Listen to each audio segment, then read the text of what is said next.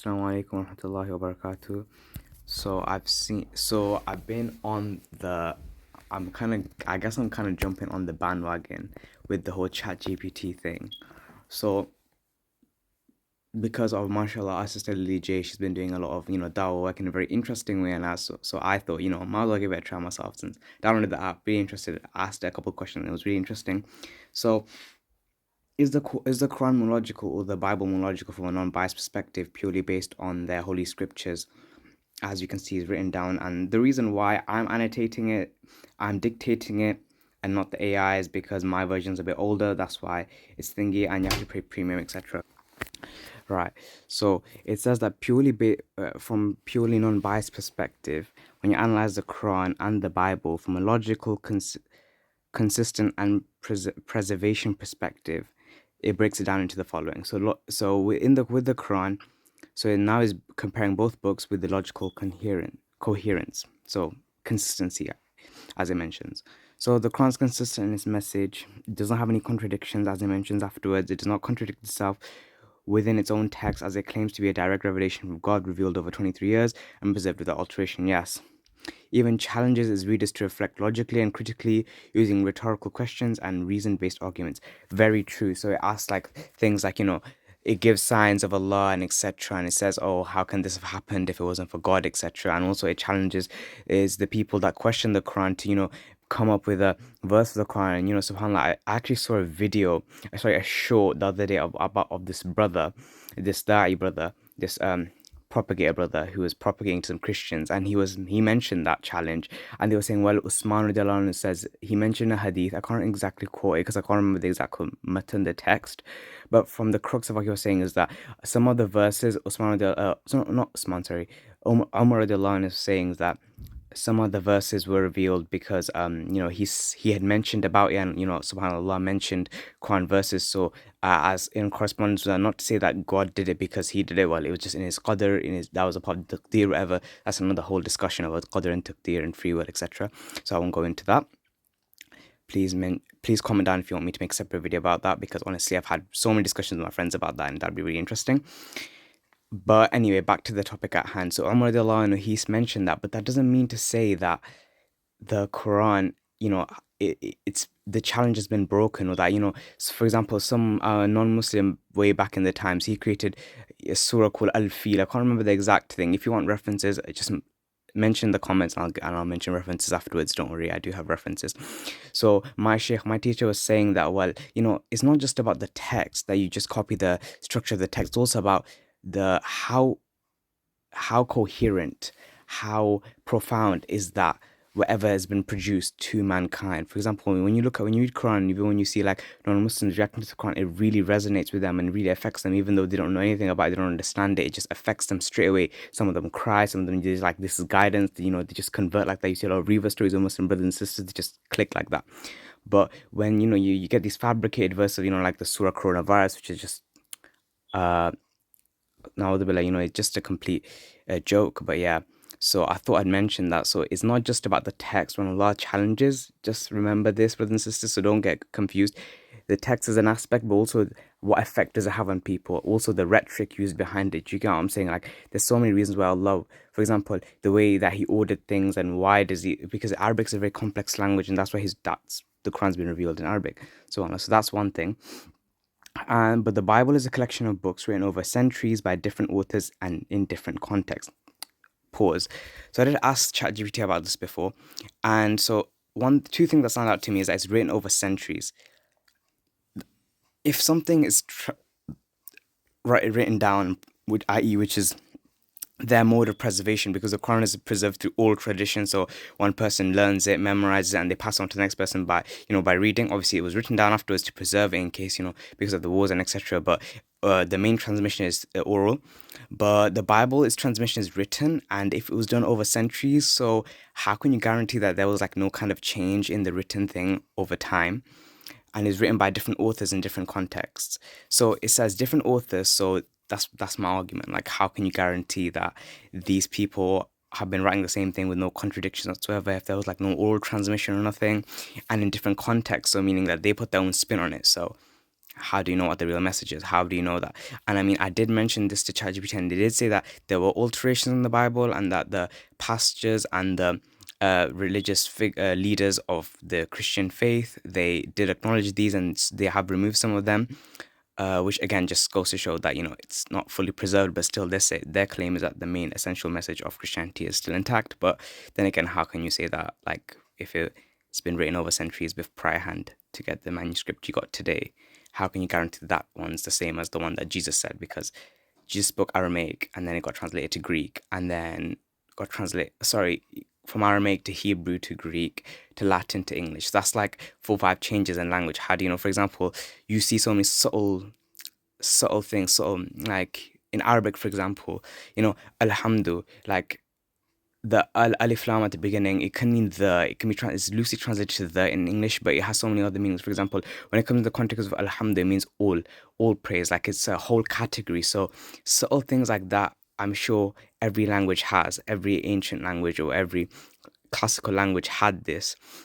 I'm sure it was the same with Aramaic. So sort of things like that have been missed out, and therefore I think a lot of the verses in the Bible are misunderstood because the English translation doesn't give due respect to the original Aramaic and Greek texts.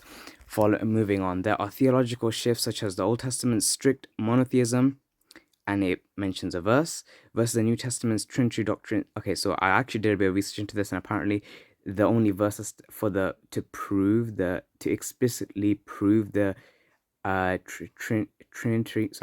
Trinitary doctrine was actually fabricated in the King James version to push an agenda, because a lot of verses have been fabricated over time to push an agenda, but that's another topic for another time, which some argue is more complex and harder to logically reconcile. It's true. How can three be one? It's a bit iffy still. And yeah, again, and then also the verses that they cite to refer, which indicate towards the Trinity, it's not explicit. So how can you base such a core fundamental belief in your religion off something that's implied? For example, in Islam, all the key beliefs and all the key fundamental rules are just laid out there explicitly in like clear text. There's no room for interpretation or anything. The subtle things, for example, like like how you go about stuff and stuff like that, or like like where does the elbows finish, or this, that stuff, like the little details, yeah, sure, they're like, but for example, like, is Hajj for us? Yes. Is namaz for us? Yes. How many namaz are there? There's 5. How many rakats? Do you get what I'm saying? Like, all that stuff is like, it's the foundation for everything is laid out solid, and everyone unanimously agrees on it. It's just like differences and like little things, for example, where do you place the arms and this, that stuff, all that stuff. So there's not much difference in that.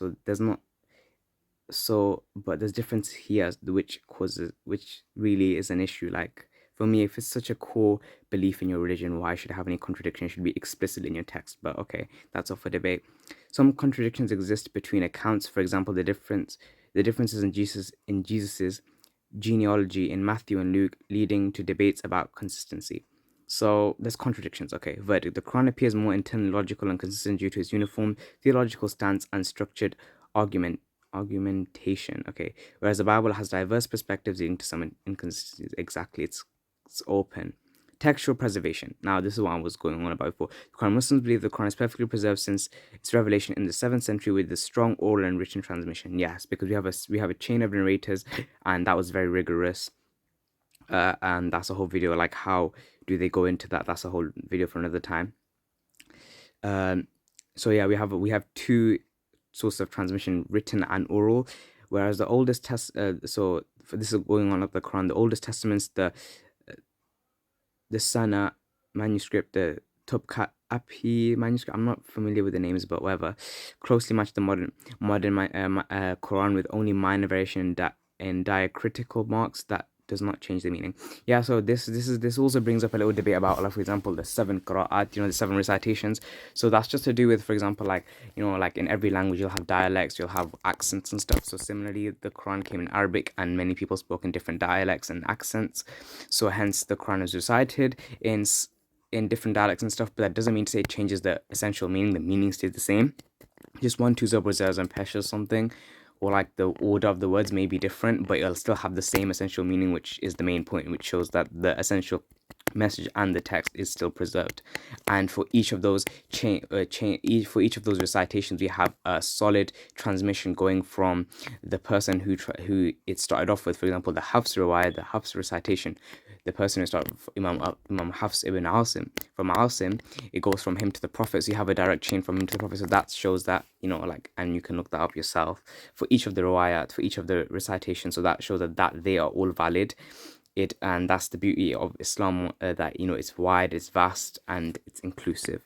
So that's why I mentioned here. That's why it says slight variation in diacritical books like Zobor Pesh. That's what I was saying. That's depending on the different qira'at. But when you get like the manuscripts, like for example, I think they mentioned that in a Birmingham museum, they have a copy of a Quran manuscript, a page from the Quran that was written down near the time of the Prophet, like while he was alive, or just after his passing. So it was very close to the time of the Prophet. So it was like one of the best records you can get of the Quran, and it was written down. And when you compare it to the actual modern day text, it literally is the same thing without the dots and the Zawazar Pesh, because they didn't have that, and that was like later added on to make it easy for people who aren't Arab by descent or don't speak it. The Quran's memorization culture, Hifz tradition, has contributed to its textual stability. Very true. For example, and I remember Mufti Mank actually mentioned, Mufti Mank, mashallah, may Allah increase him and bless him. He mentioned a beautiful point about how Allah, Allah takes, he mentions that we are the ones that sent it down, and we are the ones that are going to preserve it. And he takes that from every Muslim, because when we pray our daily salat, in our salat, it's a requirement for us to read at least like some sort of, to know Fatiha and to know some surahs, other surahs. Do you get what I'm saying? And everyone will learn that when they convert to Islam, or if they're born Muslim, whatever, everyone will learn it to some point, at some degree they'll learn something. So God takes a bit of the Quran from everyone. So in that way, beautifully, and obviously we have people who memorize the whole Quran. We have bajillions of those, millions of those. So Allahumma barik, and Allah's blessed us with that. The Bible has multiple versions due to the different manuscripts, translations, and canonization processes. So again, it's just discrepancies. Has too many versions, whereas the Quran just has one version. It's just really hard to reconcile. The text is different. The translations are different. Do you get what I'm saying? Like and that could lead to misunderstandings and misinterpretations in the text of the original text. The Old Testament has variation between the Masoretic text, Septuagint, and the Dead Sea Scrolls. Okay, so I'm just assuming those are different like texts. For example, how we have the different matans, the manuscripts like we have there, the Sana manuscripts and the Topkapi manuscripts. I'm assuming they're different manuscripts, but there's variations in them. So again, even the old ones, there's variations. So the new one, I'm just very skeptical. The New Testament has thousands of manuscript variants with some differences affecting meaning. The ending of the Mark, the story of the yeah. So I remember I read into this one. So the story of the adulterous woman in John, essentially, where an adulterous woman, a woman is caught having adultery, and she's punished, and she's sent back to God Jesus, and he said that may the purest or the holiest. I can't remember the exact verse, and I don't want to disrespect any of my Christian brothers and sisters out there by citing the verse. I don't want to seem like I don't want to mock their religion, because this is just a theological and just a logical debate, and this is not some Islam does not teach us to disrespect any other religion or any other way of life. So I don't want to cite it in case I offend or disrespect any of my Christian brothers and sisters out there. Anyway, if any of my Christian brothers and sisters out there are listening, how are you doing? Are you good? I hope you're doing well. And this video is not meant to criticize or anything. It's just my own personal opinions. Please feel free to leave your opinions and your thoughts in the comments down below as well. And thank you for joining. And this is an open-ended discussion for all people of all walks of life. So please feel free to join. So yeah, so that story of the adulterous woman in John, that said that in the New Testaments, or in the newer copies, it's there, but in the older testament and stuff, it isn't there. You can literally just search it up on ChatGPT and stuff. It literally just explain it to you better than I have done, and I've done extensive research into the topic. But yeah, that's something for another time, because I want to kind of keep to the topic.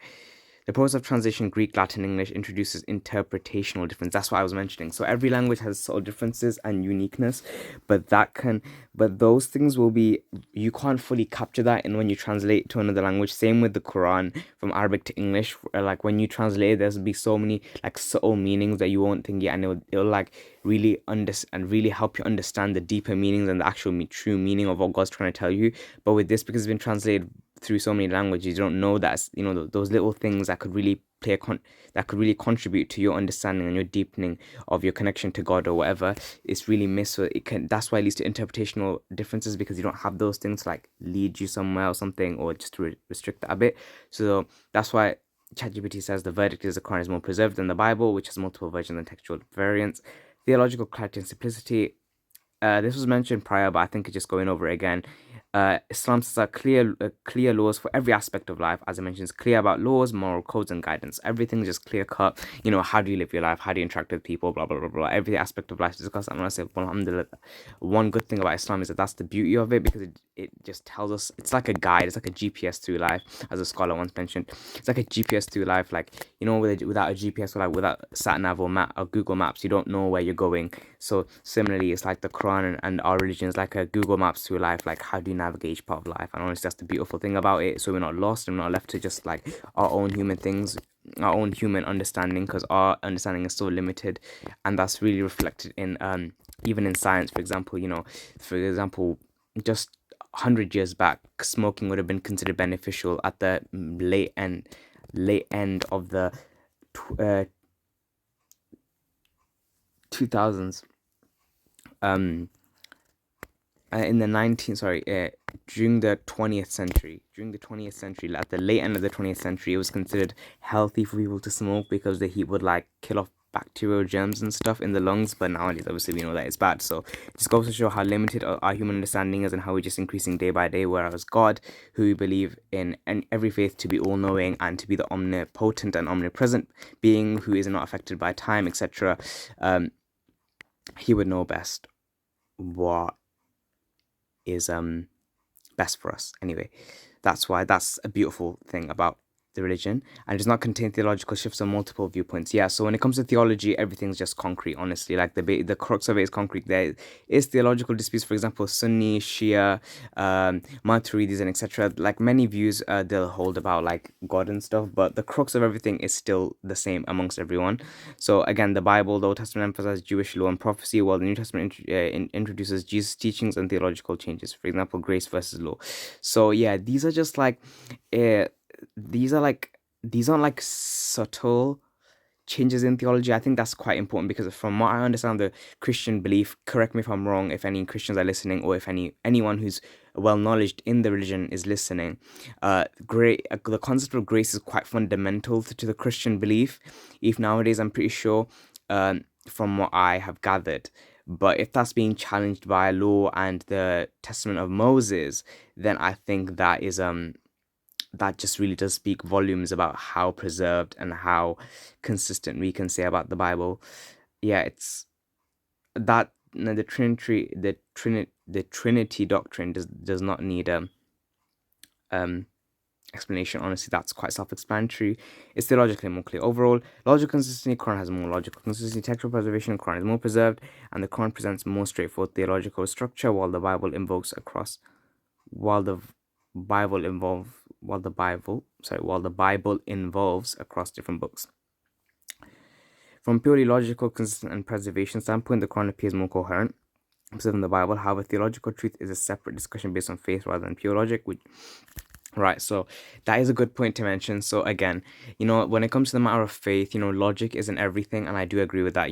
I as someone who believes in God, and not everything in faith, and I'm sure that applies to anyone who has any faith or belief.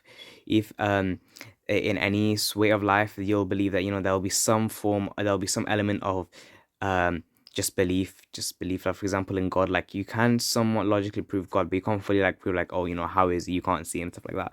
Like, so there's the crux of everything, there's just pure belief. I do agree, but I think that if something can't back itself whatsoever by any means through any sort of logic or any other way of thinking than just faith, then I think that's quite I think, to me, that's quite bleak, because then suppose someone has a question about that faith, suppose someone and gets doubts, how do you resolve that? How do you move forward? Because if you get a question to something and you can't receive an answer to it, then you're gonna have that. You're just gonna be mentally stuck. Whereas in Islam, if you question, even if you question like theological questions, like there are people out there. I mean, not everyone. Honestly, the issue is, I think nowadays with the Muslim community, is just that the reason why a lot of some of our Muslim brothers and sisters leave is because, we just don't have access to the right resources. But honestly, if we did, we just see how beautiful it is and how important it is to just have knowledge and just seek out the right people. Because if they did, they'll just explain it to you in a beautiful and very understanding way. So anyway, uh, one second, and one more thing. One more thing I'd like to discuss in this video is one more thing. Actually, no, you know what? Leave it for next video. So anyway, I hope you guys enjoyed this video. My next video is going to be about so in here they briefly touched on the Bible and its contradictions. So I want to go more deep into that, because I don't want to be just spewing, and I didn't quote any of the verses and whatnot. So because I didn't want to disrespect my Christian brothers and sisters, with all due love and respect to all of you and everyone else from all other faiths and whatever, whether monotheistic or whether polytheistic, regardless, I welcome you, and I hope you enjoyed the video. So we'll go diving deep into that. We'll be analyzing the Bible and the contradictions within the Bible for a better understanding, and so that we can open up our minds. I remember a scholar was saying in that the Antichrist, as we say in Christianity, the Antichrist, or the Dajjal, as we say in the Islamic traditions, they will prevail and they will rule over people, because the people lack thinking. Nowadays we're in such a tight-knit society, and we're in such a narrow way of thinking, where we're just fed what we need to think. We're just told this is how we need to think. This is, the mindset is told to us 9 to 5, or this is what success. We define success by monetary or physical or tangible things, where as true success and true fulfillment doesn't lie in such things. It's something you can't put a price to it, and I'm sure a lot of people realize that, like happiness, you can't put a price to that, and that's not just dependent on monetary beings. And there's a huge debate on like women's rights in Islam and whatnot, etc. So I want to go into that as well. That will be a video coming soon.